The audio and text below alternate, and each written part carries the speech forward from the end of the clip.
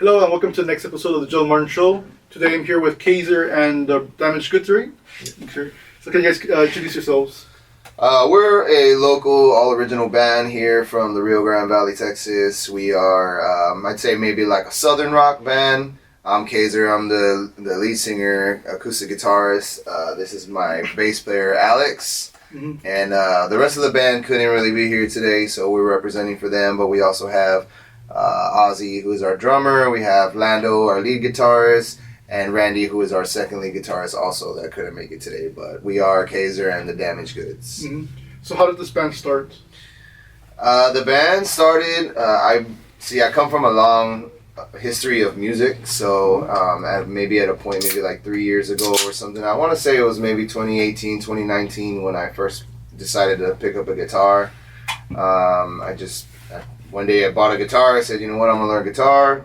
Learned guitar, started writing some songs. It came naturally to me after all the music history that I've had, and then I just knew that I wanted to make a band, you know. So one day I just said, "Fuck it, let's make a band." So that's how it started, you know. Yeah. That was the idea, you know.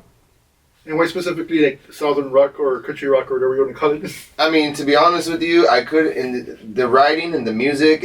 We didn't target a specific genre. We didn't say, oh, we're gonna be like this or we're gonna be like that. Maybe we had like influences, of course, but like the goal was just to make the music. You know, I would write a lot. I would compose the songs, and we would put it together, and we eventually fell into like a more of a southern rock category versus this is what we are, like this is what you are. That's kind of how it worked. You know what I mean? Mm-hmm.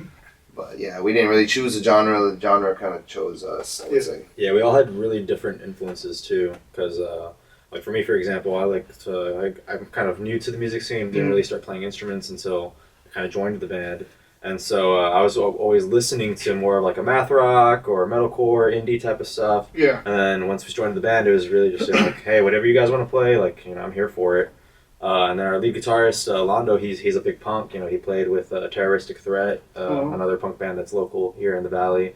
And then Randy, he was with another punk band. I forget the name at the moment. I can't. Yeah, but he you know, they're punks. Yeah. I'm whatever I am. And then, you know, we have a former rapper here. So Really? yeah, he used to be the rapper before he was picked up the guitar. So we all kind of just started meeting up and just trying to playing music, and this is what came out of it. Yeah, So, interesting. Yeah, it's been cool. How did you guys all meet? We've been friends for a while. I mean, we have a very tight, awesome circle of family and friends that we have, and we get together every week pretty much, and he's been part of that circle before the band even started, like the idea, you know. So whenever I said, he was like the first one other than my first drummer, who was like, there were the first two actually, and it was like, hey, let's start a band. You know, and I was already playing guitar, like I was already writing songs, I already had different acoustic stuff, and I was like, hey, let's just start a band. So I told my old drummer first, I was like, hey, let's go hop on a drum set, you know, let's get it going, you know. And the next day he was like, are you for real? I'm like, yeah, I'm for real, let's go, let's do it. So we ordered it, and then I told him, like, you want to play bass? And he's like, yeah, because he used to play bass at one point too, you know. Yeah, it was New Year's Eve. New Year's Eve that he had asked me.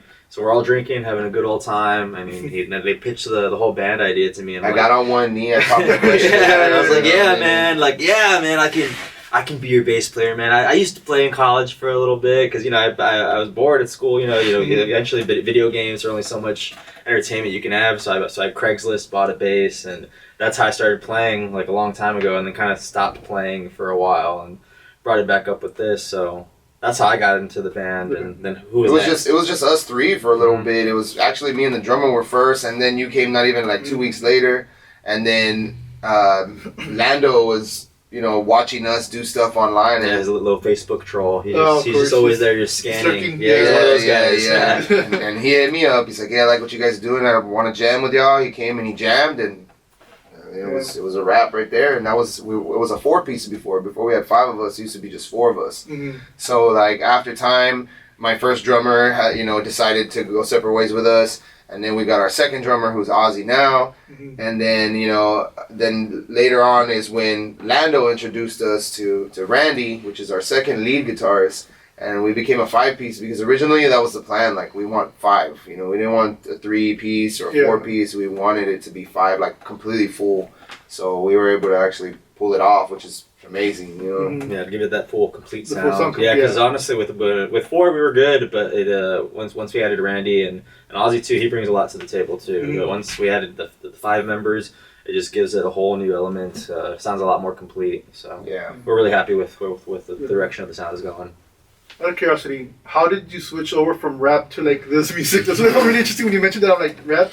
yeah. I mean, it's a consistent question that I always get, but I mean, it's just like I want to say it's like music evolution. You know what I mean? It's like you start somewhere with music. I was in love with rap for years. I started when I was like 15 until I was like 27 or something like that. I don't even know, and I was just really, really passionate about it. I would do everything, drop the albums, do the graphics, everything, like the whole 9 yards, do shows. We traveled around Texas. We did cool ass shit that you could tell stories about to your kids later. You know what I mean? And one day I just, I kind of fell out of doing rap so much. I guess I was like too busy with like my man shit. You know what I mean? Like my house, Being an adult, you know, my wife, my kids, all that stuff. So it's like I kind of fell out of that because I feel like rap just went into something that I could no longer represent. Like it just became something that I couldn't be true to myself with. You know what I mean? So I kind of fell out of that, and I had a hole. Like for 2 years or 3 years, I didn't make no music. And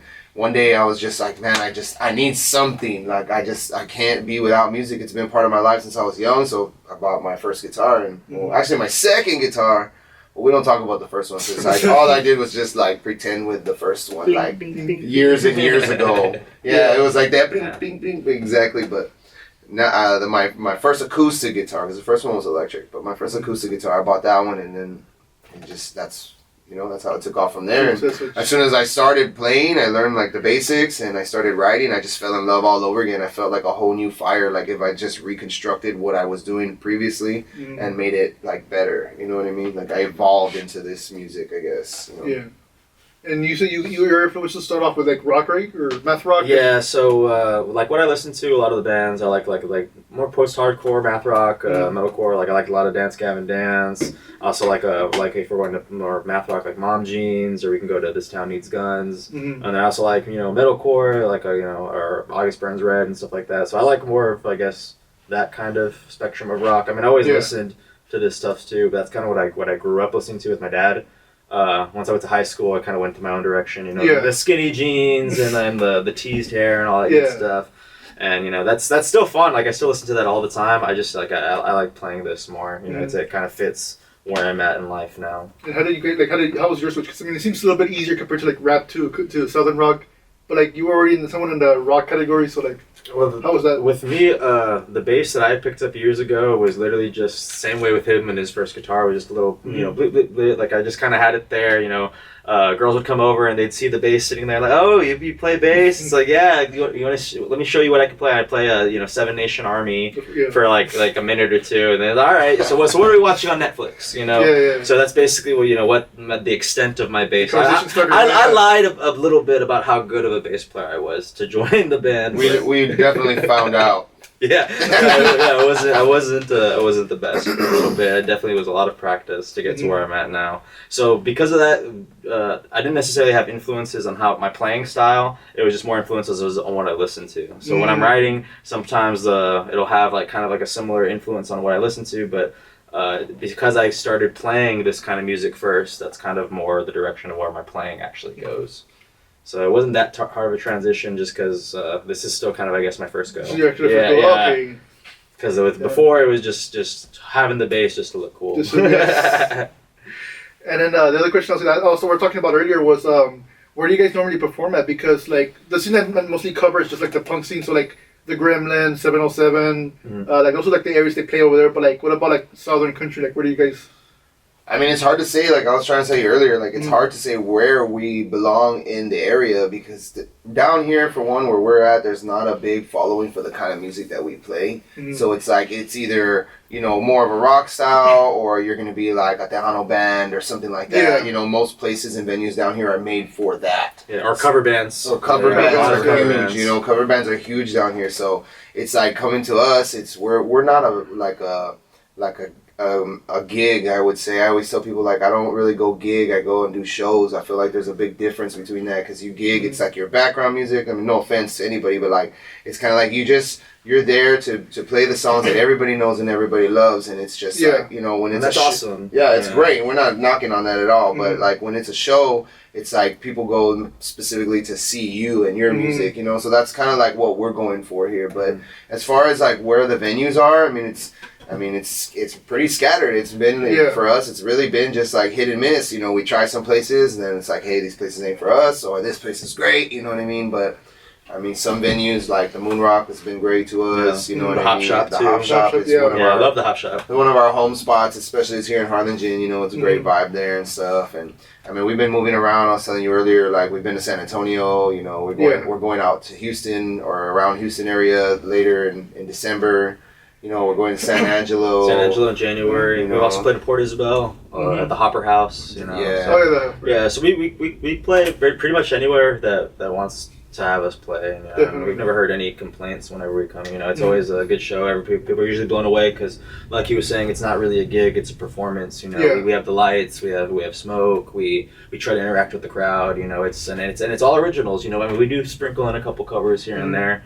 But it's really, you know, something that you're supposed to sit there and watch, kind of. Something that's a little different than, kind of more like the punk scene, you know. The punk scene, that's kind of what it is. It's not background music. Yeah, because normally like those not to sound bad, like basically they're cover bands that normally perform like at food truck parks or whatever. Like we played there too. But it tends to be the cover bands that play there, and as well as like some of the bands like I talk about, like for these gigs, you'll get paid more, but you're not really the main attraction. You're just background entertainment. And usually they want about like 4 hours worth of and that's huge too. Like it's like whenever you're a cover band, you're probably gonna make more money. You know what I'm saying? Because they're gonna be hiring you 3-4 hours for the night, you know, and you'll be here Thursday, Friday, Saturday, Sunday. You gotta know a bunch of songs. Like you're getting paid for what you're doing, and that's awesome. You know what I mean? And that's what you guys want to do. Like, I'm all for it. But when I started this band, I didn't want to, like, me personally, and what I wanted in this thing is like I wanted to be different. Like, I wanted to make original music, and to do that, you got to take a whole different perspective on like how you book, where you go, how long you can be, and then it's like you're also battling with like, you know, how, like, think about it, like, our set most of the time is like about an hour and a half, but it's like a solid set, you know what I mean? Because we don't do covers, so we can't play for 3-4 hours, you know what I mean? So we have to battle with, we always hear things like, well, I pay this for 4 hours. Well, you know, it's different, you know what I mean? Between the original music and covers, exactly. So it's a battle, man. It's a battle that we're always trying to face, but I mean, it's something that we've been doing pretty good on, and we're finding ways to get out there more. So I know that if the hard work that we're doing, we just keep doing, like, it's gonna pay off. You know what I mean? How do you do those battles? Like when you're trying to explain a cage, the difference between the circuit for original music versus cover bands. Like, it goes back to something I always say. Like, that's what I was saying right now, is that it's like a gig and a show. It's a big difference. You know what I mean? And I try to tell that to venues. Like, we're not coming to just, like, you know, play songs and people come ask us to play this and that. Like, we're gonna put on a show. We're gonna promote. We come with a good media background, a good social following. I'm a graphic designer. I do all the graphics, like anything we need. Like, I've done our website, everything, you know what I mean? So we come with like a package, you know what I mean? And I tell them, like, I can even make a commercial or something, you know what I mean? Whatever it is, it's kind of like we do a package because we want it to be a show versus it just be like, be here Thursday, Friday or something. You know what I mean? Like, we're not knocking on that, of course. No, there's always different. Yeah, it's just different, you know what I mean? I gotta keep saying we're not knocking on it because there's some really sensitive people. You know what I mean? But I mean, it's just being honest. You know? No, definitely. And going off of that, like, what other roles do you guys have in the band besides just your instrument? Because you mentioned you do like graphic design, websites. What else do you guys like do besides just your instruments? He does the booking for us, so he does all the booking, which is a tremendous help because I can't handle too many things at once in my mind. You know what I mean? But other than that, I mean, it's mainly us too. It's mainly us too. We kind of take turns. Our other guys, I mean, they do their part, of course, with the music and stuff like that, but there's not an outside role, really, you know what I mean? It's just... It's not really like, this is what you do. It's just kind of like whatever, you know, because like I have access to the Instagram, so does he. We both have access to the Facebook too, so, you know, sometimes he'll be posting on social media, sometimes I'll be posting social media. But you know, he'll make the merch, he'll make the flyers, he does all that good stuff. Designs, and then he also writes the songs. You know, then I'll do like, you know, more of the booking, I'll do more like marketing type of stuff. The people, you know, interacting with people, like he's our guy for that. Or you know, scheduling this. You know? So that's kind of what my role would be. But and it's been working out so far. Yeah. It's been good. I mean, we've been getting traction. You know, we're starting to get noticed, getting some attention and everything. You know, so I know that, like I said, we keep working hard. We got an album coming out. You know what I mean? So we're working. We've already recorded it, so it's just in mixing and mastering right now. Okay, yeah. And it's just, you know, it's a process. You know yeah. what I mean? Yeah, I haven't even heard it yet. So I'm the only one that's hearing it right now because it's like a lot of heads at once could be too much. You know what I mean? So I'm waiting to get it a little bit more tight, and then we're all gonna hear it together. You know what I mean?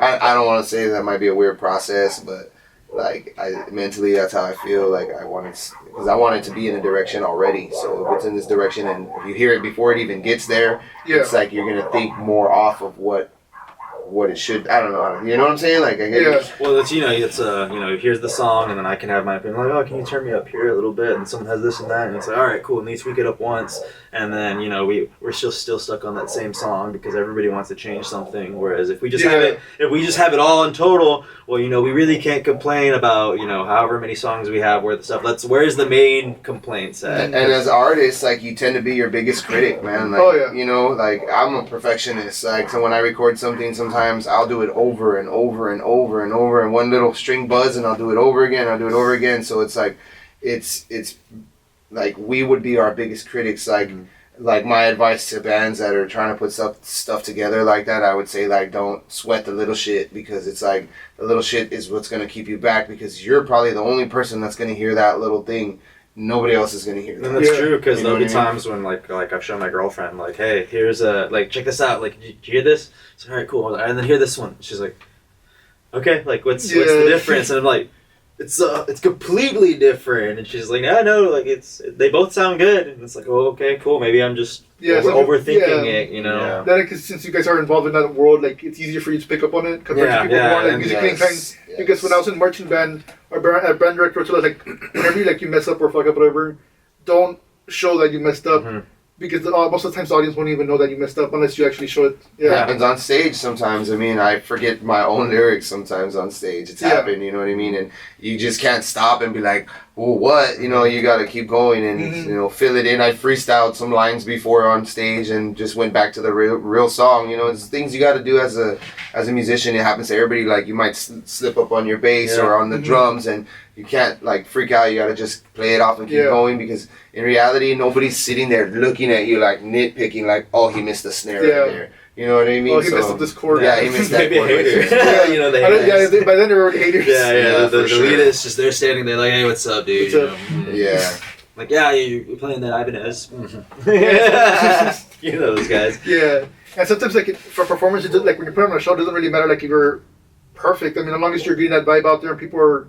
A lot of the time, if even if you miss something, if you're vibing, if you're having a good time, everyone else is having a good time. Yeah, that's big with us too. Like when I go on stage, I always try to tell everybody, like, hey, let's just have a good time. Like we look at each other, we vibe. This guy's our kicker. He's like, you know, and kicks on stage, you know, and we laugh, we have a good time, and that's important, because when people see you up there and they see and everybody's uptight and they look like they don't want to move, and they're probably like, dang, these guys look like they hate this. Yeah, I mean, your music, you can sound awesome, but if you're not having a good time, why would you expect your crowd to have a good time? Yeah, so that's selling the vibe is huge. So. No, I agree, because I had a conversation with other bands where, like, there's people who are musicians, where they play their instrument, they're really great, but there's also people who are performers, where not only do you play your music, but like you actually throw a show and you have a stage presence. Exactly. Yeah, you have a stage presence. Yeah, that's huge, man. It's really big. I mean, it goes a long way. You can have music that's trash and have great stage presence, and you will blow up. You know what I mean? Like, it's look at Machine Gun Kelly. Unless you like him. I mean, I don't. Do you have like any inspiration like for your like stage personas or no? Oh yeah, dude. Yeah. I have a lot of inspiration. Mine's more musically. I don't know about yours. I'm just a goofball, man. I just like to have fun. So Yeah. you know, honestly, like I just I'll be on YouTube all day at work, just looking at videos and seeing like literally just watching to see what people are doing while they're playing and be like, I wonder if I can play while I'm doing that. You know? Yeah. I just like to kind of always be moving, having a good time. Yeah, he's definitely our character, man. Like everybody always notices, like, dude, your bass player's wild. I'm like, yeah, he's cool, man. You know, and he's really cool, you know. So, but I mean, my influences of mine are like, you know, Cody Jinks. When I first picked up a guitar, him and Aaron Lewis. Aaron Lewis? Is it Yeah, Aaron Lewis. Aaron Lewis. They were like my two favorite ones off the back, and then like a couple years later, like 2 years down the line, I heard of Cole Wetzel, and then I fell in love with Cole Wetzel too, and those are like some of my main influences. You know, Giovanni and the Hired Guns. We got to open up for them. Oh, wow. Like, was it 2 years ago? That was only a year ago. A year ago, yeah. Actually, November 18th was a November year. 18th. Oh, wow. Yeah, So no. pretty recently, or not pretty recently, but like recently from recently for the year. recently for the year. Yeah. Yeah, Man, that was the anniversary. That was really awesome. Like a badass experience. We got to meet him, chill with him. How did you land that gig? I'm just, you know, Yes. very persistent. Very persistent. I mean, because nobody really knows who you are when you're a local original band. So, Yeah. you know, they're like, well, what do you, like, you know, if you, oh, I'm a cover band, I play all these songs, this, oh, y'all know all that? You know, that's awesome. But I'm an original band, well, what do you play? Well, our Yeah. songs. And I you think know? at that time we only had maybe 4, 5, 6. You know, not a lot of live shows as a Yeah. band. You know, because we didn't start playing live until was it June, July? We went almost a whole year without playing live. Yeah, Yeah. so, yeah, because Yeah. our first show was here in the backyard. Actually, we had a private show with all our friends and family. And it was very awesome. It was Yeah. like, we Yeah. had like 50 plus people Yeah, in it was here, sick. you know, It was crazy. in the backyard. Yeah, It was yeah. crazy because it had rained real bad that day, and so it was flooded. You know, the backyard's flooded. Like literally, like you, like water on the And we had grass. planned you know? all this time and done all this, so we had a buddy of mine came and we literally got brooms and started sweeping the water into a ditch that we had like we dug a little up. ditch. Yeah. And then he had the fans to build up the moon bounces.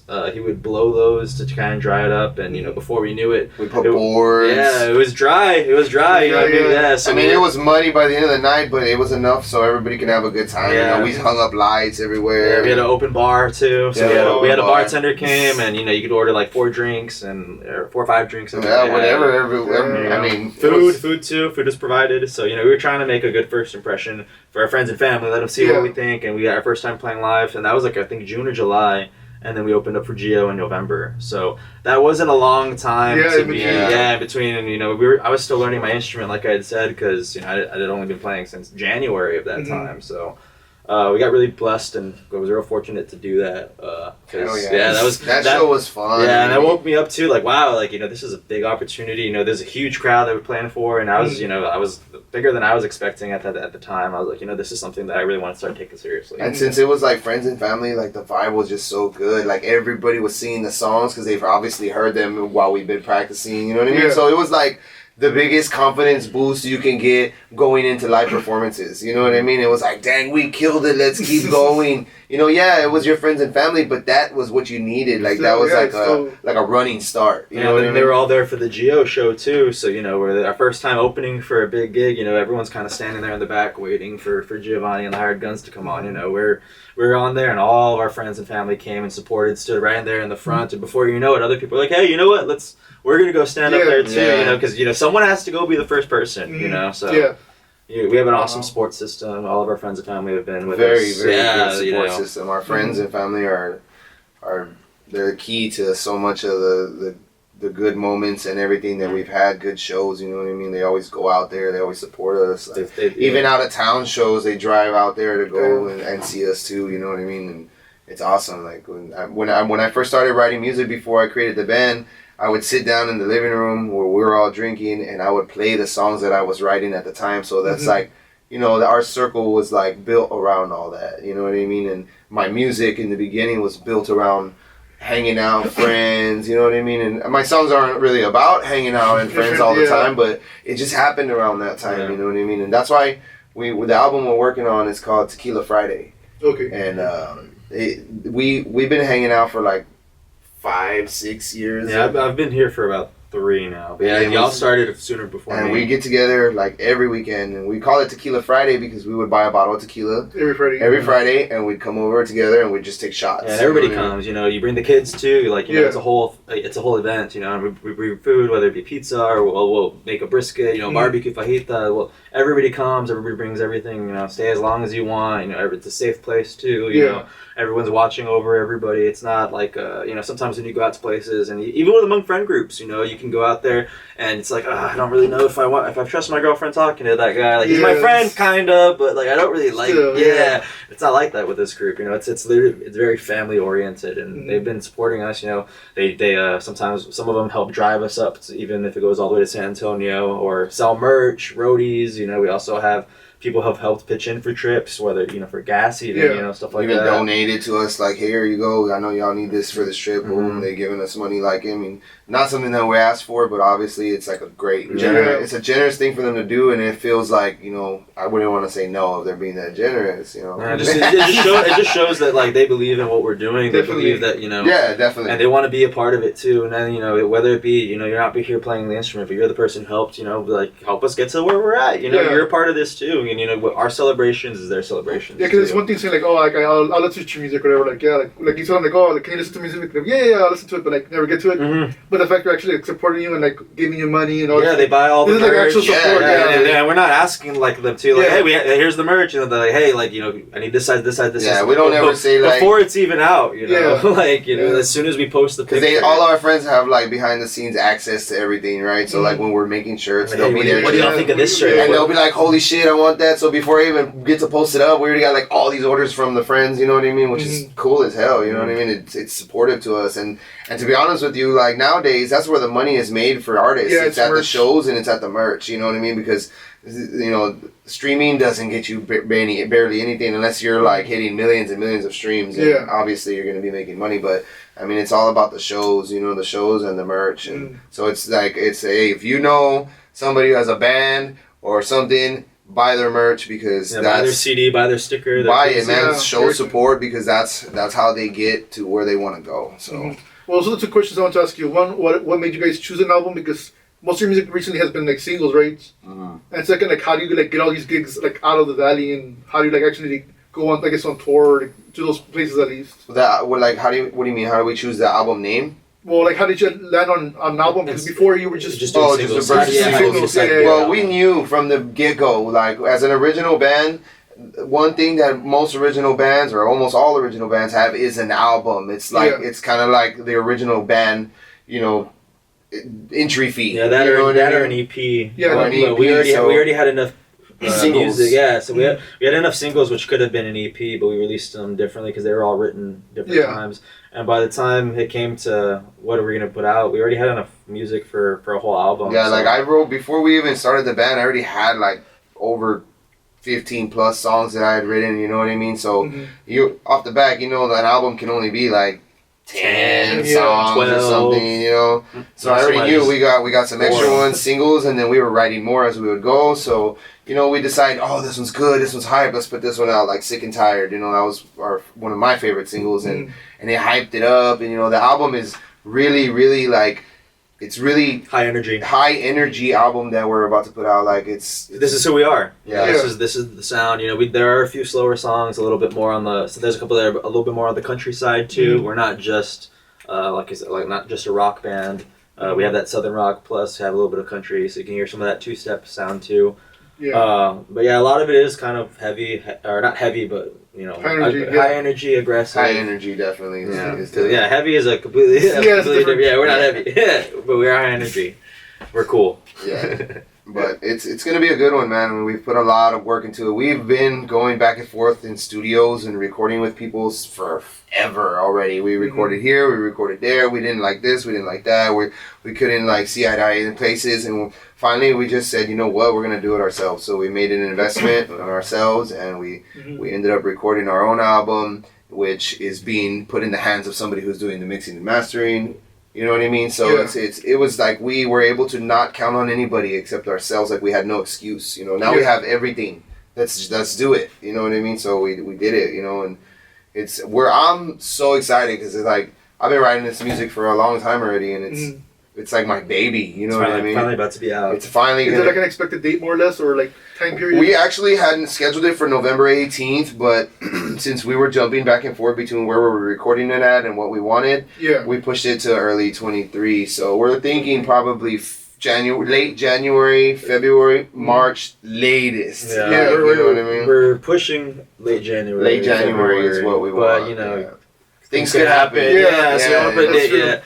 But we're almost done with the mixing. Yeah, so the mixing, and we're about 2 more songs away from mixing, and then it goes to mastering, and then after that, it's like printing, Printing, and then promoting. pressing, You know, because we want to just here's the marketing. album. You know, we want to tell people about the album. Are you guys like planning to do like some kind of like Texas tour just to like promote the album, or? I mean, it would be awesome if we could, you know, and I think that the more that music that we have out and people would see that we have an album out, it would open up more doors for us, you know what I mean? So I know that that's definitely a possibility, and we are working on more shows, but we also got some things we need to handle it within our band right now that we're trying to like, you know, iron out and getting all tightened up. So once we got that all ready to go, we're ready to go, you know what I mean? So...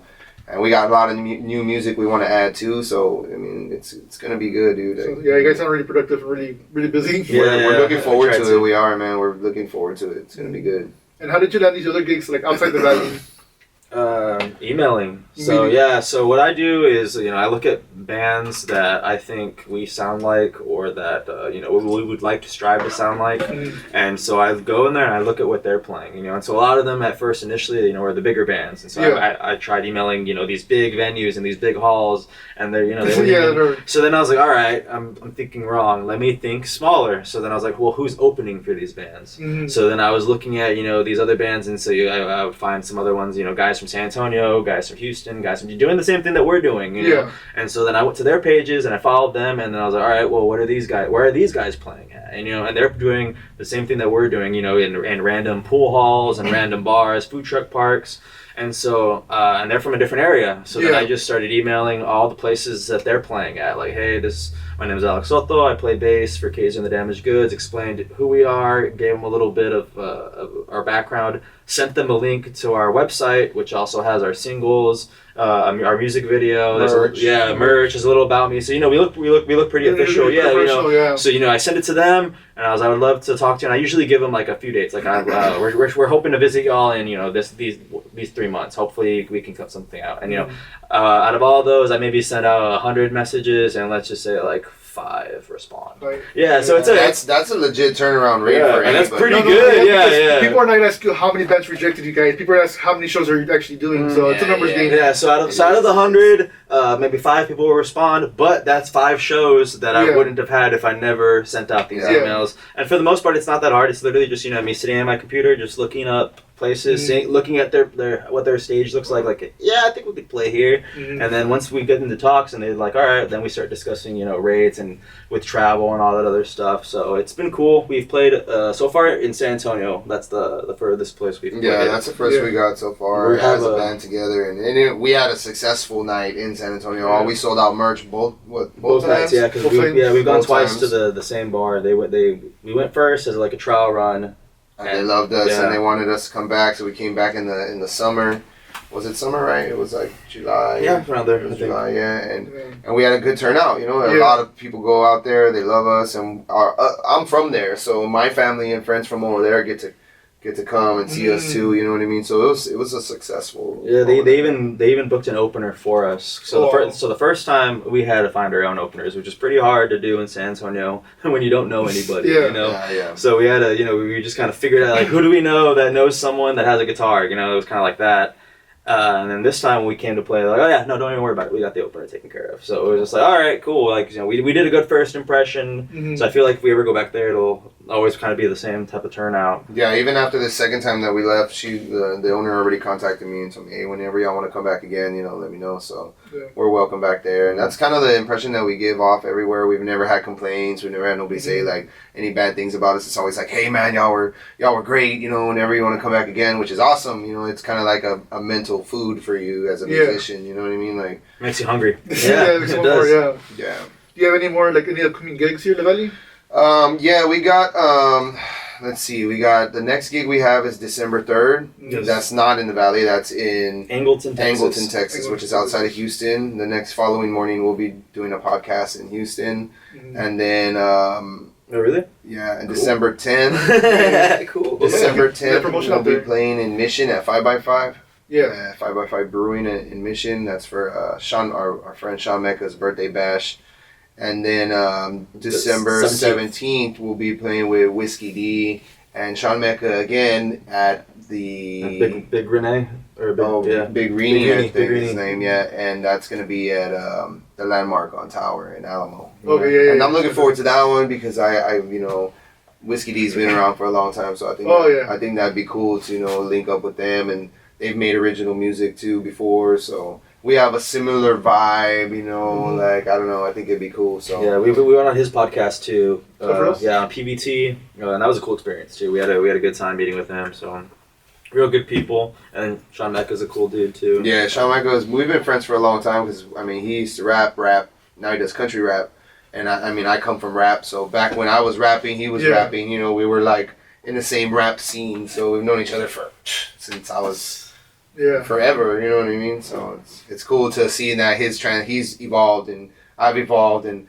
we're still kind of in the same bracket, you know, because he does country rap and I'm doing like country rock, you know. So it's like interesting. It's weird, you know what I mean? But it's cool as fuck. It's kind of funny how they just kind of somehow. I've been hearing a lot of stories like that recently too, where like there's people who are like doing rock, like I can't remember who it was, but this person from the Valley was doing like rock, and then like once they got older, like they started doing country, and they went to like Austin or something, and they realized there's more money in country music. So like, man, if I would have known that there's like more money in country music, I would have done country music. Yeah, since the beginning. country music down here is as big as Tejano. Yeah, for sure. So especially I don't know. Tejano's pretty big.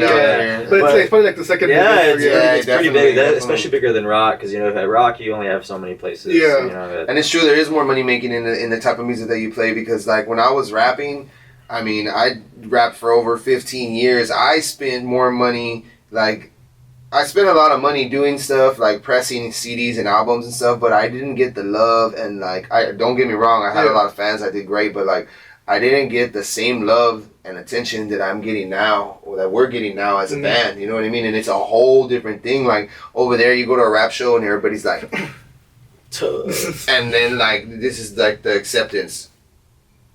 You know what I mean? And like, and that's how it is, you know. And in a country show or country rock, it's like you're on stage and you're jamming, and people are like, hell yeah, you know. And it's just like a whole nother thing, you know. It's drinking music. Yeah, definitely. We have a lot of people who drink while they come to the shows and have a good time. So it gets a little rowdy. You know? But I think a difference for me too, like the bad side, I would say, not really the bad side, but like a down, like whatever, is like in rap, I spent like 1/16 of the money that I've already spent in this genre, because this kind of music takes a lot more money to make things happen than rap, because you could just buy a beat and get it mixed and mastered, you know. Like, no, here you gotta buy all the instruments, you gotta have a PA system, you gotta have a mixer, you gotta have blah blah blah, and it just stacks and stacks and stacks and stacks, and before you know it, you got a song.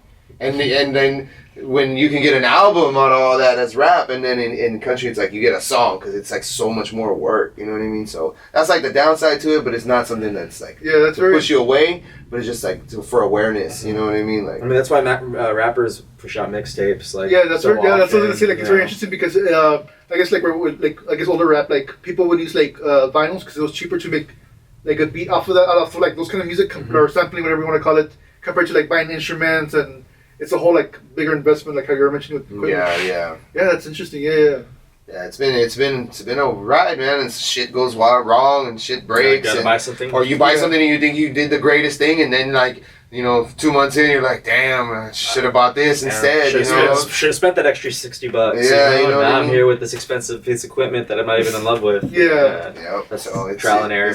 Trial and error, definitely a learning process, and we still learn every day. We're still learning on everything that we're doing, you know. I think in this music, it's like an endless journey of fucking knowledge, because it's just so many things that you can keep learning, you know what I mean? I don't think you ever really stop, you know. It's just it's continuous. And then that's just one genre. You can always go to another one and then just learn a whole new thing.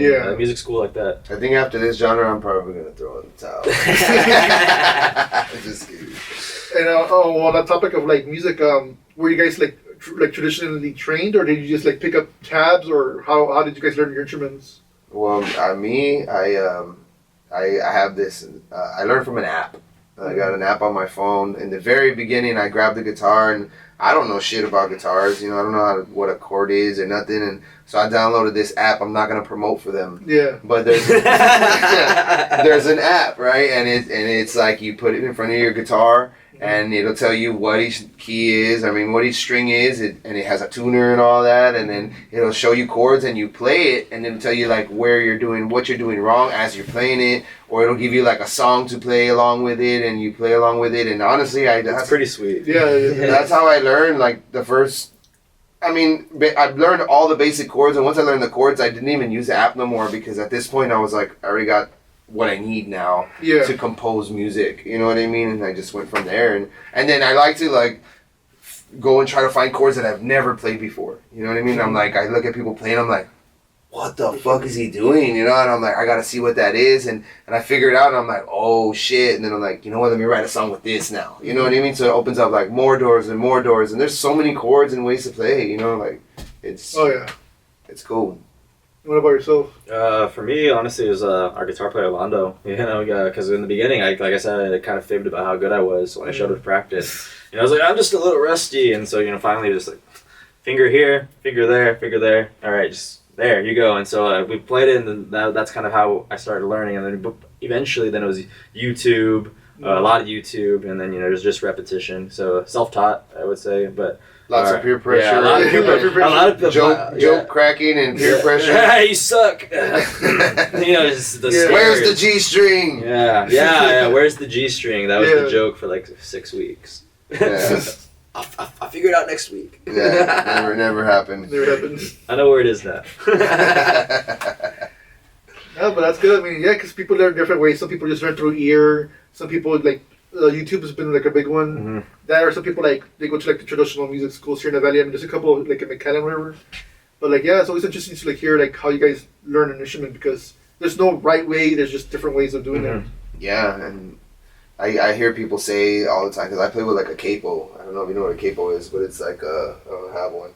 But it's basically you put it on your guitar. Yeah. You know what I mean? Yeah, you know what capo is, right? So I always get a feedback like, hey, learn to play without a capo, and that's really playing guitar. You play without a capo, and I'm like, hey, well, learn to write badass songs, because that's, you know what I mean? It's like, come on, dude, like, don't pick at me, you know what I mean? Because everybody's going to learn their own way and do their own thing, but what you make in the end and how the process is and what you get in the end is what it matters, you know what I mean? Like, and so I always get bad feedback like that, but honestly, I can give a fuck. Like, I don't care. Like, I get the same feedback for being a bass player and using a pick a lot of the time. But, for real? Yeah, but we play a lot of, like, faster, higher energy stuff. If I'm trying to do that with my fingers the whole time, I'm going to get a cramp. You know what I mean? So, I do switch it here and there, but for the most part, like I like to use a pick. It's a little easier. I don't get my forearm too much of a workout. It sounds good. He's got this one lump right here from all of it. There's one song in particular. If I play the whole thing, you just start singing. It start to stick out. It's just like, what is that? It's like, I don't know, bro. I think it's a vein. I think. Yeah, the song's called "Mean One." Yeah, it is a mean one on the forearm. Oh, yeah. And how do you feel about the album that's coming up? Like, what are you trying to accomplish with it? I'm like. What I'm trying to accomplish, I can't really tell you, to be honest with you, because like to me this is what I love to do. Like I love music. It's been in my fucking blood, in my head. It never goes away. I love music. So to say that I'm trying to accomplish something, I'm not, because I'm really just doing what I love to do. You know what I mean? I'm not trying to accomplish a certain thing. Yes, don't get me wrong. I would love to like blow up or get noticed or get picked up or even, a little bit more recognition. That's all. It's what a dreamer wants. You know what I mean? And I'm a fucking big dreamer. If I wasn't, I wouldn't be doing what I'm doing right now. Every musician's a dreamer. You know what I mean? So it's like, I'm not trying to accomplish any certain specific thing, but I'm just putting out there what I'm doing and what we're doing because we love to do it. And I guess a goal would be like we want to be on tour. You know what I mean? Like we want to hit the road. We want to go out there and we'll go see some spots. We're working on it. We're really working on it. We're trying to connect with the right people and stuff and see what happens. But that's our goal. If we can do something regional, even if we just do it once, like that would be the coolest thing. If I could just say once in my life I went out on the road For a few months, for a couple, even it's a couple months, for 2 months with the boys, we went out on a shitty van and stayed in shitty hotel rooms and ate gas station food and maybe even lost some money. They probably didn't even make shit. Like, that sounds like fun to me. If I could say I did that once. Shared a bed. All the gross stories of us like farting in the fucking truck or, I don't know if I can cuss here, sorry. But, something like that. I didn't know if we could. No, it doesn't matter. My bad shit. I've noticed I've been PG so far. And this is good for me. Right. Oh, I guess the better wording would be, what do you want people to get off, your audience or fans to get off from the album? Like, I just want people to know that we've put so much work into this album and we absolutely love what we're doing and we just want to give off that vibe. Like with the music we make, it's high energy, it's pumping, you know what I mean? It gets you going. It's also stuff that you can relate to. Like it's a little bit of like up down, but it's in the middle and it's great. And I just want people to give us a chance and listen to us. I promise you're gonna love it. Like we're doing something really great right now and Yeah, people are gonna know who we are after the album. I think so too. Because we've already got a good local following, and that's just with a couple singles, And I think when you have a full album, then you can, like we were talking about earlier about with booking other gigs. Yeah. Now we have a whole sample size for you to actually check out who are these guys, Yeah. And I think we sound pretty good. I think once you hear all that and you get a picture of who we are. Now it's like, who was that band that guy emailed? Let's bring those guys up here, because it's now when you only have 4 songs, and we have some songs that we don't even play anymore, that's in our singles. So, our sound has completely changed since then. So it's definitely grown. Definitely, it started off being like we had the idea that we were going to be more on the countryside, and we kind of left that idea behind because it's like. This is just who we are. Yeah, like we're not country guys. We're just that was the idea at first. Like, we're gonna be more country, But then it just we just grew into this monster, I guess. You know what I mean? We wanted to be country because we're from Texas. So that's what we thought. But at the end of the day, we're still rockers. We're just Texas rockers. Yeah. So makes sense. It's Texas country rock. It's got that twang to it. That works for that me. y'all alternative. Is there a difference between Texas country rock versus other areas? Whether it be Nashville or other areas? Yeah, I believe so. Definitely. I mean, I would say that Texas country is more rock influenced. You know what I mean? Because if you go somewhere else and the country is really country, you know what I mean? Yeah. So it's like.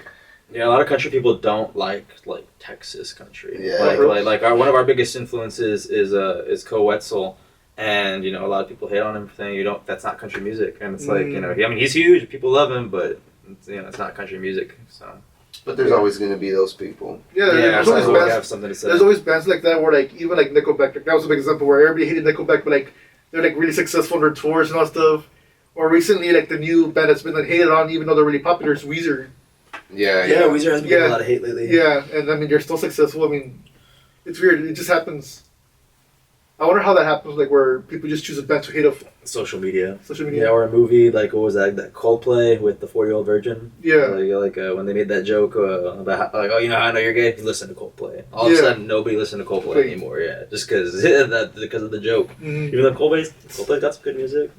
That's kind of fucked up. Yeah, that's what happened, though. They made the joke. I didn't know that. They made the joke, and then literally Coldplay is people still, love Coldplay, but, a lot of people who, Coldplay's gay. Yeah. I've never even listened to them, but fuck them because 40-Year-Old Virgin told me to. That's right. Basically that's what happened. Hopefully nobody does that to us. I doubt it. Right. Make us the butt end of a joke for some movie, and now nobody wants to listen to us. Yeah. Or at least the movie mentioned us. We have some high energy stuff, so you got to put us in a hardcore porn or something like that, background music or something. I'm just kidding. Because the other band that also gets hated was Imagine Dragons. Yeah. But more so they get called generics. That's it's a different attack. Yeah. Nickelback gets a lot too. A lot of hate, even with some of the guys in the band. Because I've tried to say, let's cover Nickelback, and they're like, no. Nah, dude. Oh my god, the argument of what to play all the time with us is amazing. What covers? Yeah. None of it, we all have different music. We are always let's try to add one cover in, and we spend a whole day talking about what cover we want to add in, and then we just don't do it. Mm-hmm. And we're just forget it. You know what I mean? Because that's how driven everybody is in different influences. You know what I mean? So it's it's better just to do originals, because at least we can agree on that. We always agree on the originals, but. So how did you come to an agreement with the cover songs? Like, which ones have you guys, all of you guys enjoyed? I mean, right now we play a little Cody Jinx and a little Coetzel, and I mean, we like that. And that's right now. That's where we're at. We're adding more stuff. You know, we like some other songs that we've been talking about, but we have a lot of original material, so we don't want to add too many covers in. Yeah. We always talk about like, well, we'll just do 2, or this time we'll do 1. You know what I mean? Because it's just something just to like get the crowd like, shit, and then because when you see a band, because like our plan is to be, or what we're doing is we're a band. You know, we're the band that you're coming to see. Mm-hmm. When you come to see them, they're not playing any covers, or if they do, it's 1 or 2. Just just be, oh shoot, like I've never heard them play that song before. Mm-hmm. That's cool to hear your rendition of this song. That's kind of what we want to do. We don't want to be playing too many covers, because then it's like, oh, y'all play this many covers, like how many more hours can you fill? And becomes an expectation. And then it's like, nah, that's not what we're doing. We're just playing our set. And we threw a couple covers because we like these songs. Mm-hmm. And when you guys play your music on stage, there's there's 2 different schools of thoughts, where some perform it exactly as the CD or your album, while some people like to change it up just to make it sound different from. Yeah, we don't do it well. I guess some of the songs are sort of like the album, but we always like extend it, or do the intro longer, or maybe sometimes somebody messes up, which you know what I mean, and then we add another chorus in or something. You know what I mean? It's on the fly, and when it's live, it's all about just the energy, like feeding off the energy. Like I've been to shows, we've done shows where there's like nobody there, and it's gonna happen. And those shows, it's hard to have like, yeah, come on, you know what I'm saying? Because it's like, you're not. So there's the shows where it's like, all right, let's get more tight. Like, let's just sound good. We use them practice as show. Yeah, we use them as a practice more or less. But if the energy's good, we always have good. Yeah. Sometimes we'll extend songs longer, like he was saying, or play it again. Yeah. We have played it again before. Yes. Yeah, which is weird. Yeah. What songs get those compliments? Our single "Sick and Tired" usually does. Yeah. Mean One is a popular one. Mm-hmm. Mean One's a popular. Sick and Tired's popular. I Couldn't Save You, because that was one of the first single we ever done. Those are really popular songs. But we got some good ones on this album that have not really even been heard, unless you've been to a show. Like we haven't put them out. You know what I mean? And they're really good. So I'm looking forward to getting the feedback on all the other stuff. You know what I mean? And I went and I snuck a song in the album that I didn't really tell the band about. I snuck it in there, so it's a little acoustic something I threw in there. So I'm looking forward to the reaction on all that too. See how that goes. But yeah. You mentioned you're a perfectionist on your music. How do you tell when a song's ready? Like this is it.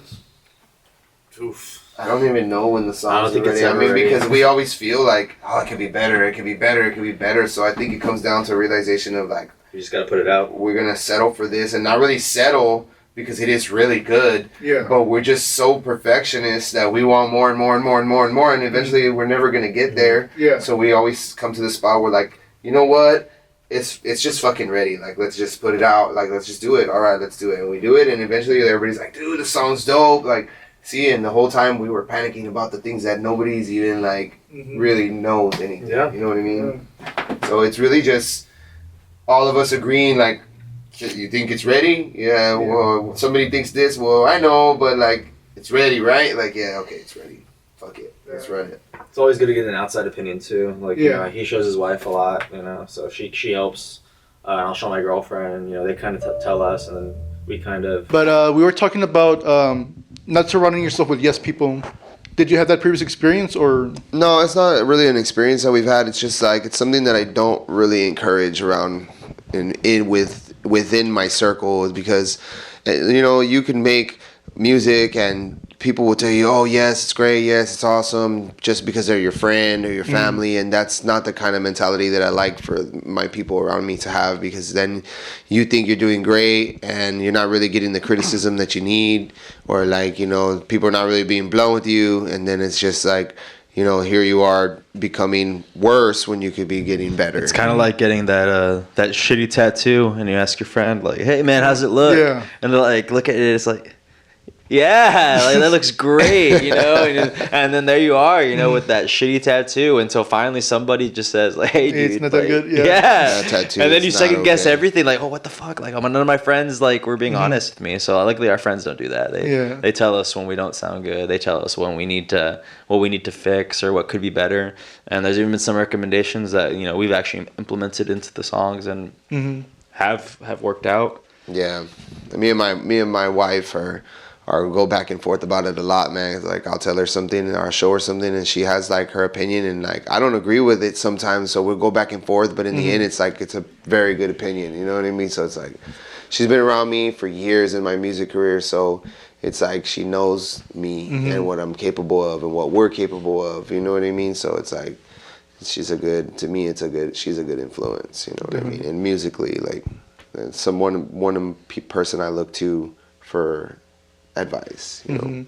No, and I agree with that because there's been others where like the big example was always George Lucas, where back then there's people like holding him back, like he had his wife telling him like, hey, you should do this, this, and this, and then once like he got complete control of like Star Wars, that's when the prequels came out, and those were like they weren't so good movies, I guess, compared to like the original trilogy.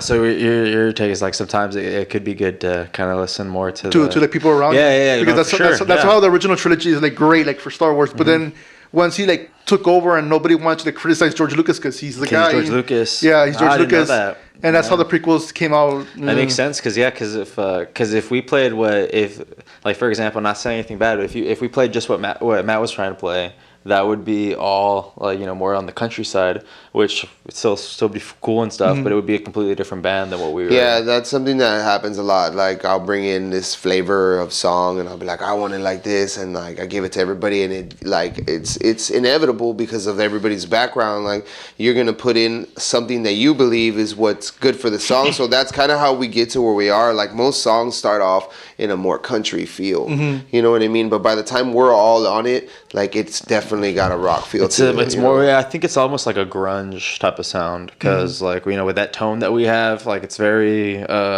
Days of the New, like kind of a Velvet Revolver type of that kind of more hard rock, but also kind of a grunge kind of sound. Alice in Chains. Yeah. But then when we get to our guitar, like everybody always says, Londo sounds like Slash. Like he's got that kind of he's got that kind of a tone. So we got that bluesy. We're all over the place. We're all over. No, that sounds great because that's the kind of music I listen to. Like the big band I listen to a lot is Aerosmith. So like they have that bluesy thing to it. Yeah. Because we got a little bit of that. We're a little soulful. You know what I mean? Little country, little rock. You can find a song of ours that you'll like. You might not like them all, but you're gonna find one that resonates with you because we all have our own ideas of what kind of music we want to make, and we put that out there. And so they don't all sound alike. I guess we're still in that experimental of trying to define where exactly we are. So we're just kind of let's play them all. Yeah. But we still have our own distinct sound. Like you're gonna know this is Kazer and the Damaged Goods. You're not gonna. For the album, though, I think we did well putting the songs together. Like I think they all sound like they go together. You know what I mean? It's Except cohesive. the one that I snuck on there, but I did it on purpose. You know what I mean? Because it's just I feel like I just needed to still have some of that in there too. It'll probably end up being the most popular. It always is those ones, right? Those little sneaking songs. It wasn't even supposed to be on the album. And, I wasn't gonna tell them, but then I couldn't hold it in. The other day I told them. You can't keep a secret. I put a fucking song on the album I didn't tell y'all about. Like what? But they liked it. So, it's a plus. Yeah. So what happened? What has been like your favorite songs from your recent releases? I guess. Like from our singles already. Yeah. The ones that are out already. I mean, I love Sick and Tired. That's probably my favorite one. And that one, the energy, the way that came together. Like I wrote that song one day. I brought it in here while we were jamming. It was instant. And then we instantly the song just came together right there. Boom. And we were already playing it. Like the next day we came back, we played it again. And it was like, it was easy. Like it just came within out. two or three times playing it through, or 2 or 3 different practices, I should say. We already had like the song. Pretty solid. And it was like, because early on, a lot of them were like, here's the song I wrote. What can y'all do with it? And now this was our first song. We're like, all right, this is what the guitar sounds like. And then, bass, and we're all building it. And then, then he's writing the lyrics. So, it all kind of happened all at once. So that for me, that would probably be the one.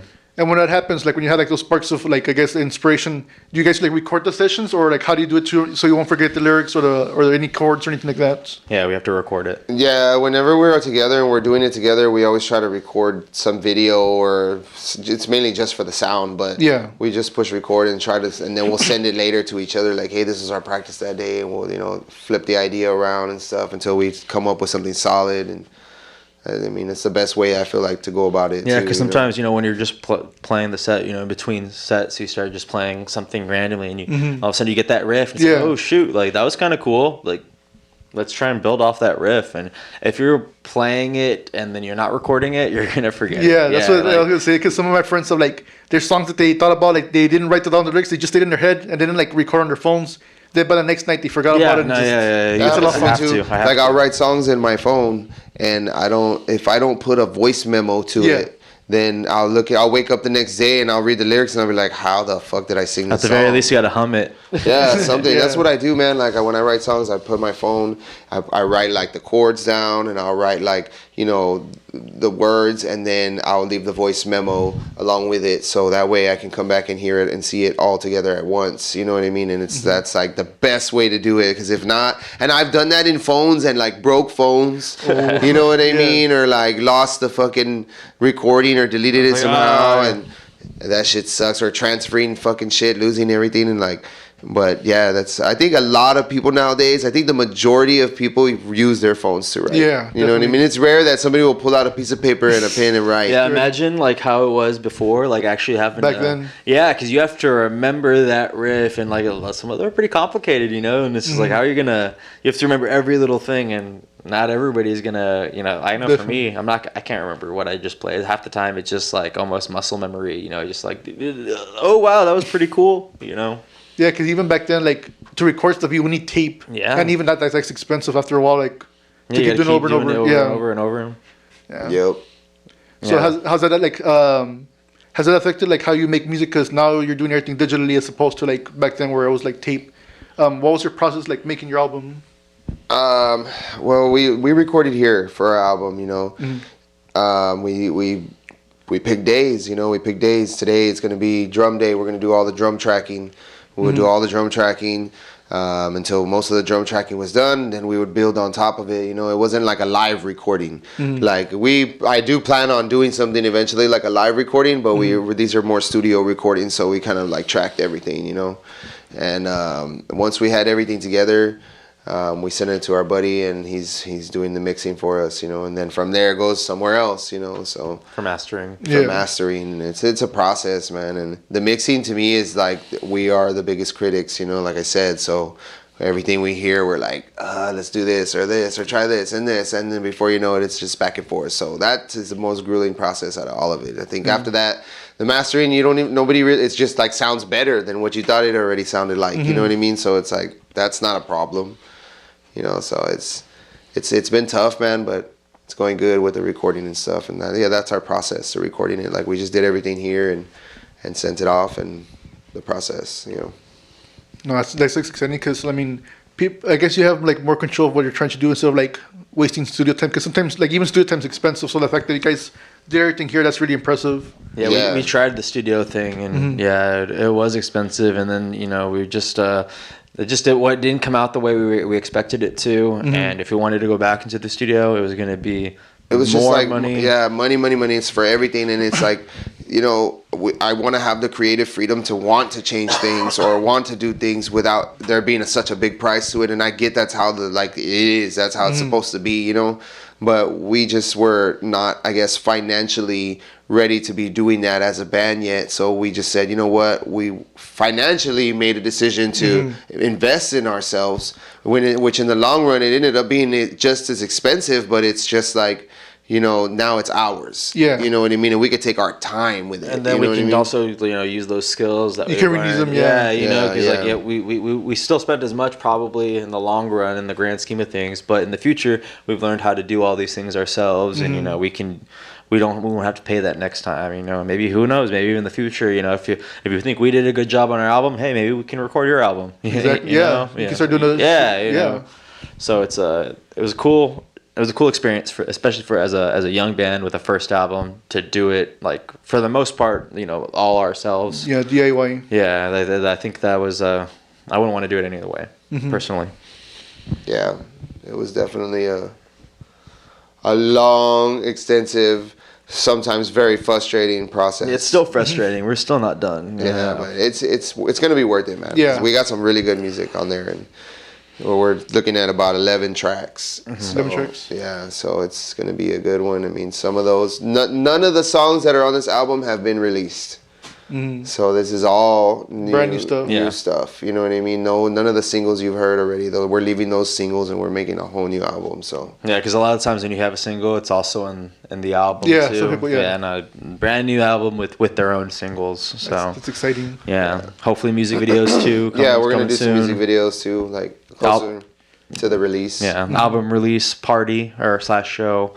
Don't know a place yet or anything, but it's planning. Yeah, it's the exciting works. because I haven't seen that many bands do that kind of stuff, like the release parties and like actually like a nice little marketing push towards that album. So yeah, because we want people to be excited for it. Like we're excited for it, and so at the very least, we want to be able to have our friends and family, to be able to come and see all this hard work that we've put into it, and we'll play the album for you. We're gonna press some physical copies too. So if you're still into the old school stuff, you can get one of those. Maybe some little talk with us as a band, and. We have a little cool local following, so hopefully they come through too. So I think it'll be a fun time. definitely. We should have some new merch too, probably, and so it should be good, man. And we need to put it all together, though. Yeah. You know what I mean? And we're looking for other bands. You know what I mean? Like the whole process, who's gonna be there, all that stuff. Yeah, if any bands want to come to our album release party, let us know. You message us on Instagram. We'd love to have y'all. Yeah, it'd be badass. When it comes to your merch, how do you design that? Like, how do you choose your designs?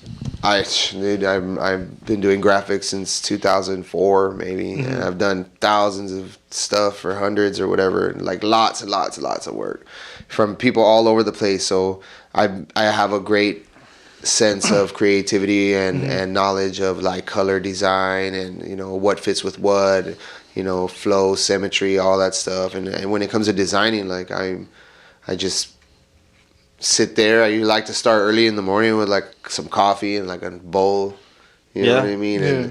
And then I just sit down and and then he sends it to us, and we usually like have our little, I guess, say on what Shark we Tank. think. Yeah, I like to call it the Shark change Tank. this color. Like, no, I don't like this. No, this. And then it comes out, and we're like, yeah, that looks cool. Yeah. And we don't always agree on the merch either. Yeah. There's been one, like we have this yellow shirt that I insisted was really cool, and he hated it originally, and now people like we're all out of the yellow shirts now, and people are always like, hey, when are you gonna get yellow shirts again? It's like, gosh, told you, like I wasn't expecting that one. So sometimes it's just he's the one who makes them all, but we all kind of have our own thing, and it's cool because he actually listens. He all right, you guys want a yellow shirt? Here's the yellow shirt. That's great because sometimes there's bands where like sometimes certain members don't feel heard, and then it causes like more resentment towards down the line. And That's one thing about us, dude. Like I've been trying to be like the best leader I guess I can be when it comes to the band. Like when we have any kind of problems or anybody's like feeling a certain type of way, like I always try to talk to them, be real open. I think that's really important in a band. Like communication is really important because it creates resentment. Like if you don't say anything and you don't speak up, then it's like then it explodes whenever it finally does come out. Yeah, then it's like, oh, what the fuck? Like, how did we know? You know what I mean? So it's got to be like communication all the time, and I feel like we've been pretty good about that. You know what I mean? I think that we're pretty good about that, mostly. Yeah. Most of the time, but I think that's important for a band. So I think like that's something that everybody should take. You know what I mean? Like communication, it's just like a relationship. A band is just like a relationship. Like I gotta make sure you're happy. Gotta make sure you're happy. Gotta make sure you're happy, and everybody's happy with me. You know what I mean? And like everybody has to have their opinion, have what they want, what they expect, and it's like keeping that all together. It's a challenge, but as long as everybody communicates, like it always works out. What other advice would you give, like I guess bands? That communicate, talk to each other, don't hold shit in, don't get ahead of yourself, don't hold shit in, be optimistic but be realistic, like be just just communicate with each other, talk to each other, you know, be brothers. Try your best to be brothers. That's what I try, you know. These guys are my friends. They're not only like my band members, they're like my friends, you know what I mean? So I consider them like brothers, and they know, like, they can talk to me about whatever. So that's the best advice I can give, is just be open and communicate with everybody. Yeah, make sure you all are on the same page, all at the same headspace, because you know, life happens. You know, you can get into relationships, you can have children, you know, you can start a new job, you can do anything, and you know, the band isn't your number one priority, and no one can ever expect that to be. So like, you know, you gotta, you know, if something comes up, you know, say it like it is, you know, because I feel like when you start getting, you know, too quiet about it, or, you know, holding in your own feelings, like he was saying, that's when it gets, you know, a little distorted, you know. So the best part is just to just be open, communicate, you know. I mean, we've had our bumps in the road as a band too, you know, and we still have bumps in the road, you know what I mean? But we always come out on top, and we always push to be, you know, better, and we always say like, oh, let's not do that no more. Let's just, you know, let's be like this now. So I'm pretty sure everything will always work out, you know, as long as you talk and communicate with everybody. That adds on to the previous conversation about, yes, people were like, sometimes you need a little bit of not conflict. Well, I guess conflict would be the word, but like, I guess disagreement shows that not everybody's constructive criticism. Yeah, basically, yeah. Yeah, it's definitely good to have. So like more ears, because you know, at the end, the more ears that hear it, the more ears that like it. That means, you know, more people are gonna like it. Yeah. You know, so it can't be just you thinking that you can do everything, I suppose. And let's say, like, and continue on the other conversation about, like, let's say you do a Texas tour. What other places would you want to perform at? Austin for sure. New Braunfels.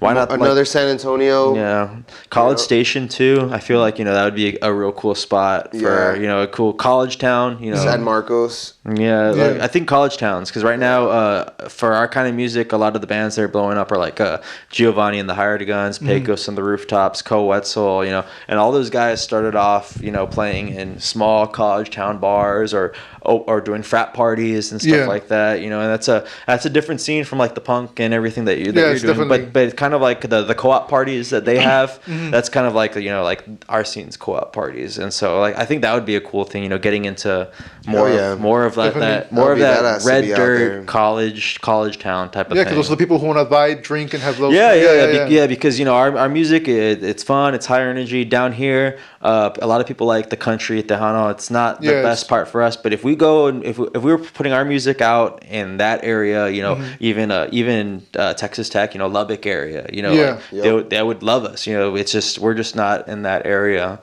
So I think with that album, once people hear what we sound like, it'll be like, whoa, like who are these guys from South Texas? Like, let's check them out. Let's book them, you know? So, and I think we've been doing a good job, like doing with the social media, you know, finding more, putting our name out there and stuff. But once the music's out, that's when it'll definitely be a game changer. Yeah, I know this might sound silly, but like from what I was told from other musicians, like the big driver for them right now is TikTok, of all places. I don't like TikTok. I know, that's the thing. I mean, it's true, man. I mean, look at how many people right now that blow up off of TikTok. You know what I mean? And that one guy, he sang the Pokemon theme. Have you seen him? He sounds like Jack Black. He opened up here at Comic-Con in the Valley. Oh, I know what you're talking about. Yeah. He's in it's a band. Something in the Thunderbirds or I don't know. They're cool. They're young guys, but like they got famous off TikTok by singing like Jack Black. You know, like he sounds like Jack Black, and then Jack Black did like a reply video to it too. And they played here at Comic-Con. I think Orphanage Road was the openers for them. It was like a few months ago. Not a few months ago, maybe a year ago. But like, you know, that's cool. I don't have a strong TikTok. I don't have a TikTok. Like I don't have my own personal one. So like to run like a band one, I already don't do this for me. So. Yeah, I think TikTok I guess takes a lot more attention. That probably hinders us. We're not as hip. Yeah. But you know, we'll be cool with Facebook and Instagram and stuff.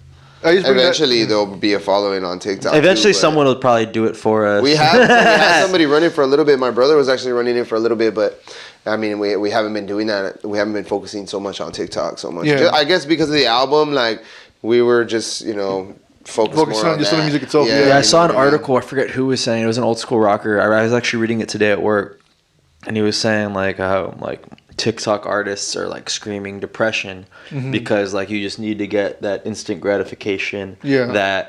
That like, you know what I mean? The dopamine hit. And like I get it because like if I was like really trying to push hard on TikTok and I wasn't getting those likes, like damn, I'd be feeling pretty shitty too. So I think the fact that we're not doing TikTok, it might like I guess slow us down a little bit, but at the same time like we don't really.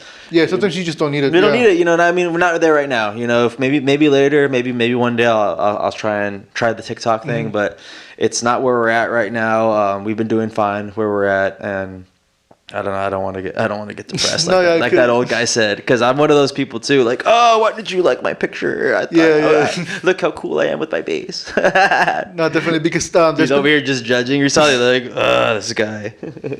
I'm good. I'm just teasing. I'm teasing. No, because there's also been like I guess arguments from certain artists where like TikTok changes the way you write songs, because the way TikTok works is like you have like small 5-second song. So everything's got to be compact in that little bit. So you make that cool chorus. Yeah, because a lot of the times when you hear the whole TikTok song, it's not good. That's a good point. So yeah, like that's also like changing the way music works, and some people say, like, yeah, you know what, that's not that good. That actually hinders the music overall. I can see that.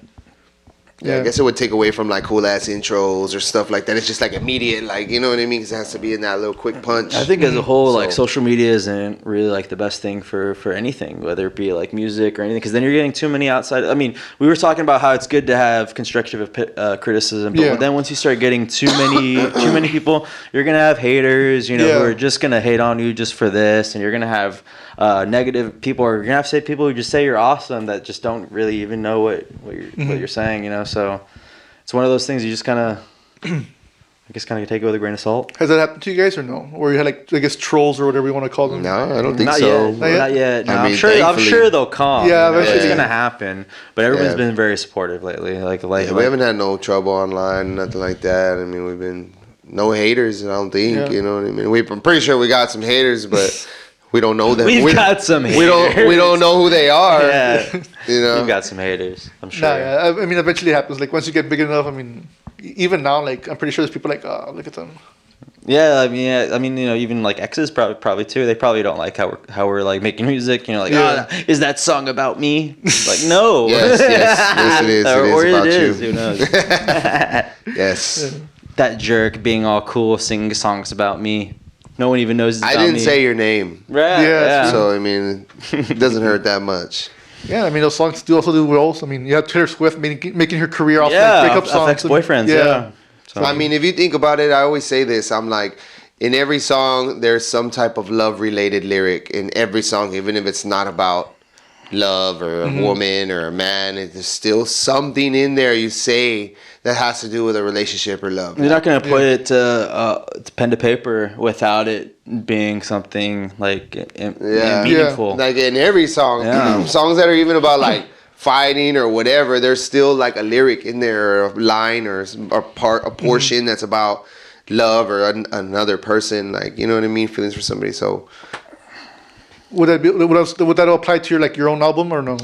I mean, yeah, in a sense, definitely. I mean, a lot of songs that I write, I mean, it's just it's a mixture of like stuff that's happened to me in my past, you know, things that I've been through or seen other people's situations that I've been around. You know what I mean? It's just like a learning experience. I'm not saying that a lot of the songs are not like what's going on now. So I can't say like, oh, I'm going through all this crazy shit because I'm listening to my songs. But it's definitely shit that I've been through in my life or experienced from either me or somebody else. You know what I mean? Yeah, stuff that everybody else has experienced too. You know, it's they're very relatable. Yeah, I try to be relatable in a lot of my music, and I mean, everybody wants to hear something that's gonna make them feel like hell yeah, you know what I mean? I know what you're saying, you know. So I try to like put it out there so that way people can feel like that. And what I guess what kind of vibe or energy would you want people like comes up from your album, like when you're writing your songs? What emotions do you typically throw out? Well, it's high energy, so it's most of the time it's I don't know, what would you say, like? I would say we're drinking music. Yeah, definitely drinking music. You can be with the boys, you know, like grilling at the barbecue, like having, pounding some brews, like, talking about like the glory days playing high school, talking about all that stuff. You can also be there driving in your truck home, like singing along, but then there's also songs where it's just like, you're at with your thoughts, you're thinking about, times when you were someone else, sometimes when you were with someone else, So, we have a lot of the songs in this album are going to be more, high energy, drinking, partying with the boys, ex-girlfriend, like we don't need her no more type music. But there are a couple that are just like, this is I can relate to this. This is something that's real soulful, meaningful. To me, it's very versatile because I feel like I didn't specifically go in any specific direction. It's just like all the music that we made at this point in time. Yeah, there was no plan. Like, where do we want to go? Just what? All right, this is the song that I wrote. It was just like our raw form. You know what I mean? Like, this is what we're doing right now, and this is what we're doing for the album, and like we put it together. So it's like I can't tell you the emotions that you would feel, like, excited. You'd probably feel sad. Like you'd feel like you'll feel them all in your thoughts, in your head. You know what I mean? Like everything. Like you miss somebody. Exactly what he said. You're gonna have all those emotions because it's a mixture of everything. You know what I mean? So it's catchy, like it's not we didn't overcomplicate it. The lyrics, everybody can sing along to. You don't have to be the best singer either to. Everybody can sing. Like one of our hit song, Sick and Tired. I'm sick and tired of your shit, I was listening on the way. Who is it? You know what I mean? And even when you're drinking, you're just there in the crowd. I'm sick and tired of your shit. Everyone feels that. It's a feeling that everyone resonates with, and so that's why I think our music is. It's music that can be translated and appealed by everybody. Mm-hmm. I remember writing that song, man. I just remember like I had it on repeat, like, cause we had recorded something and I had it on repeat, and then I would be like, that was the one line that just came out, like, tired of your shit, and just like, I don't know where that came from, and I was like, oh, I like that, what I mean? Like, and then it's, I'm sick and tired of your shit, and then it just went from there, and then I just built a whole story like line, like a whole fucking song around it, you know what I mean? That's how songs come from, humming and like little pieces in the shower. Like little words, 2 words you put together, and you're like, what? And the songs come from like the smallest things you would never think about. You know what I mean? Yeah. It's really cool how we write and how the songs are born. Mm-hmm. And has rapping like affected your musical style? Because I'm pretty sure it helps with improvising. Yeah, definitely. My writing capabilities have been super strong because of rap. Like I've written, and when you rap, you write probably 10 times more lyrics because you're not singing and there's not so much space. It's like, and I used to be a fast rapper, so it was like a whole page full of lyrics, and all of it. So yeah, my writing capabilities were good from that, and I guess I always say this too, is just like I never got to write about a lot of things that I could write about in this kind of music. Like when I would write about rap, you got to represent a certain kind of image. You got to be this it'll be tough, hard ass person all the time, you know what I mean? So there was things that I could never really bring out, that now that I'm making this kind of music, like I can open that door now. So it was like it helped my creativity boost like right off the back, you know what I mean? It was like, oh, I got to finally let a lot of shit that I couldn't let out in this kind of music. You know what I mean?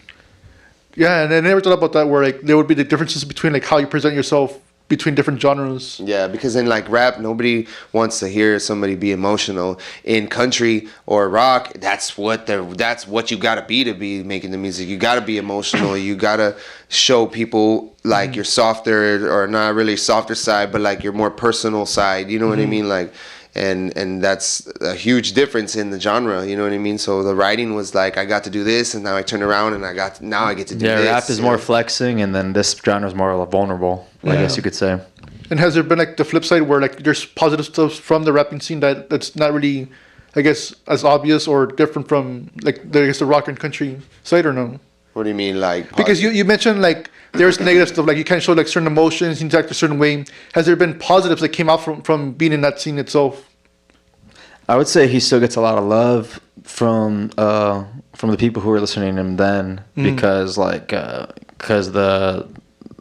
of the people who followed us in the beginning were fans of him as a rapper and like, oh wow, I can't believe you picked up a guitar. Yeah. Yeah, it was a transition, and I went through a mental battle when I did that because I was like, should I change my name? You know, because I've always been Kazer, and I feel like, you know, how do I bring that over to this? And I went through like this big mental battle, and I just said, my fans that were my rap fans, they were like, dude, why would you change your name? Like, you're gonna carry this music with you into this genre. Like, it's like you're building your legacy, your brand. Yeah. You know what I mean? Like, why would you change your name? So I said, you know what, you're right. Like, I'm not gonna change my name. Like, I'm gonna keep. Yeah, it. because when I joined the band, I remember I would have friends sending me videos and stuff of him rapping. Yeah. Like, this is who you're playing in a band with? I was like, yeah. Like, that's like what we used to listen to him like in high school when he was rapping. Like, that's great. Like, that's crazy. Like, you're doing like country rock now. Like, I'm excited to see what that is. You know, that's what the vibe was. Because they already liked him as a rapper. Like, yeah, Kazer goes hard. Like, so like, oh shoot, now you're doing country rock. Like, that's not really the vibe that we're into. But let's see what he can do, because we know he can rap. So yeah. And I'm real thankful for a lot of the people that stuck with me, dude, because a lot of people that knew me from when I was rapping follow my music now, and which is awesome. Yeah. And they like it, and so like I'm real thankful that they're not even people into that stuff. accepted what I did. You know what I mean? Because a lot of people look down on it too, like, oh, you went to rap and now you're a singer, like, and then so it's kind of like hood hopping almost. Yeah. You know what I mean? Where I'm like, hey, that's just where my heart led me to. You know, that's just what I want to do. Everyone. I mean, you don't have to be the same person every day. You know, me 3 years ago is a completely different person than I was 30 years ago. If me last year is a completely different person, you know. So as a musical artist, it's almost naive to think that you would be the same artist forever, you know. And then, like, you know, so for rap to country rock is a big jump, but like, you know, it's still something that you expect an artist to kind of grow, you know. Post Malone was all rap, and now he does like acoustic, rock, you know. So he was actually a singer before he was a rapper. Really? And then he was a rapper, and now that he's a rapper, he's going back. I know his dad was like a country music artist, like a big time one back in the day. I think he started off more as playing guitar and doing that. Hey man, that's cool. You know what I mean? Like it's okay to have different interests. Yeah, it's your involvement. Yeah, maybe one day I'll put a rap in one of our songs. Yeah, that's what I was asking. Would you ever like include that in there? You know, everybody always, dude, put a rap in your song, and I'm like, you know how hard I worked to build this. Like, I don't want it to mix with that too much, but at the same time, like, that's who I am, you know what I mean? So it probably will happen one day. I don't think it'll be like our thing, but like we'll probably just sneak it in here. Yeah, maybe we can like do it only for live shows or something, like make it a thing, you know what I mean? Like, or maybe just one album have like a couple songs that are influenced. Or we'll just have like a freestyle or a single. Down. Yeah. Like, you know, we're just chilling and like, hey, do that thing that you used to do. All right, hold on. You know what I mean? Something just like that. Yeah. I'm not freestyling. I'll beatbox maybe. And how did you come up with the name Kazer? Or wait, right? Kazer. Sorry. How did you come up with that name? Oh man, it came a long time ago when I was probably like 15 or 16, young, super young, hanging out with a bunch of my friends, underage drinking going on, and I was just like really drunk, and the story was something like, you know, I was trying to say something to somebody and I couldn't talk right, so I sounded like I was saying Kazer or something like that, and it became like a joke at first. It was like they were making fun of me kind of thing. Yeah. And it just grew on me, and it just I liked it, and I just kept it. And like even my wife's mom and dad, they don't call me by my name; they call me Kazer. Like Kazer? Everybody, my family too. Everybody calls me Kazer.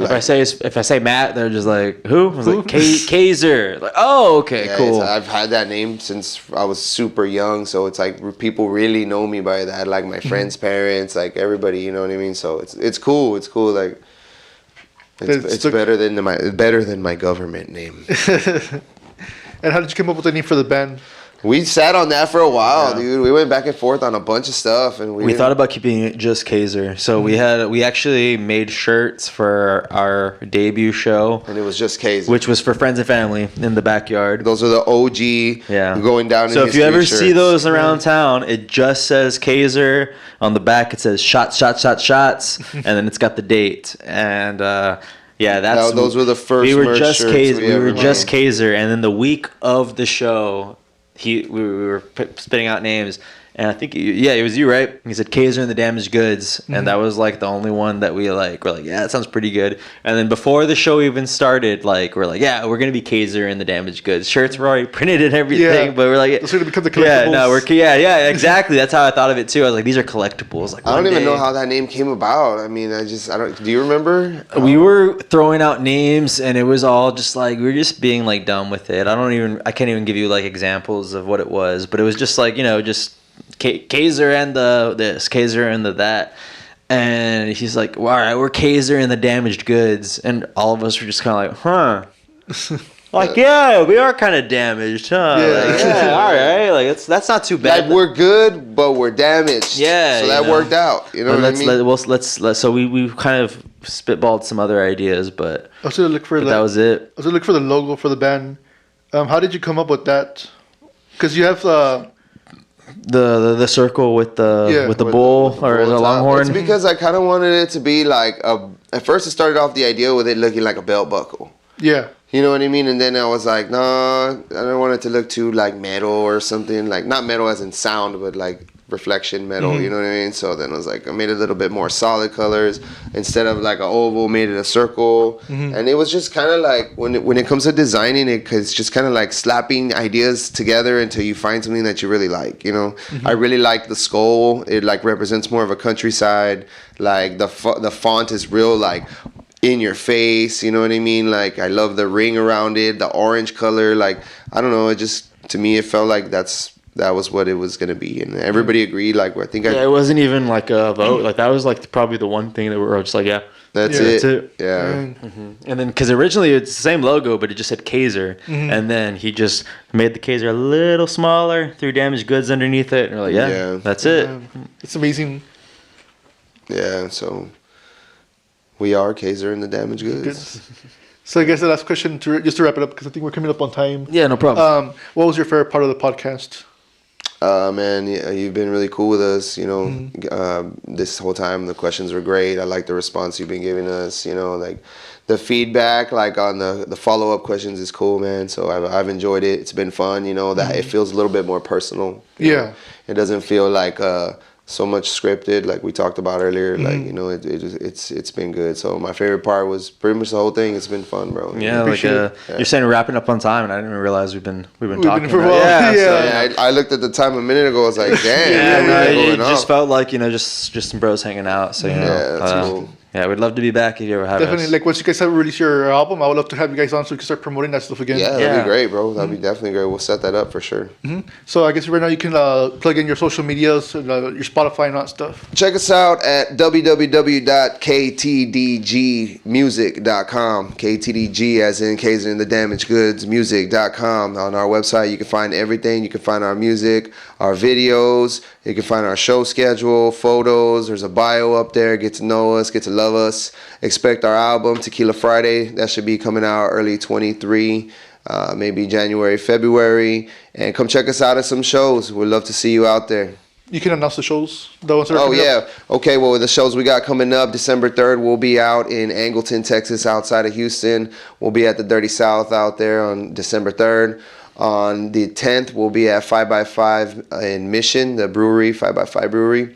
And then on the 17th, we'll be at the Tower on Alamo. Or wait. The landmark. The landmark on Tower. There you go. In Alamo. It's a mouthful. And we'll be there. Yeah, we'll be there on the 17th with Whiskey D. So y'all come check us out, man. We'd love to see you. Yeah, and we're planning an album release party. So if you want to come and, you know, party with us, we'd love to have vendors, sponsors, you know, bands, you know, let's talk, you know, we can make something fun happen. It'll be in Harlingen. All right, sounds great. And cool. So thank you guys for watching, and I'll see you on the next episode.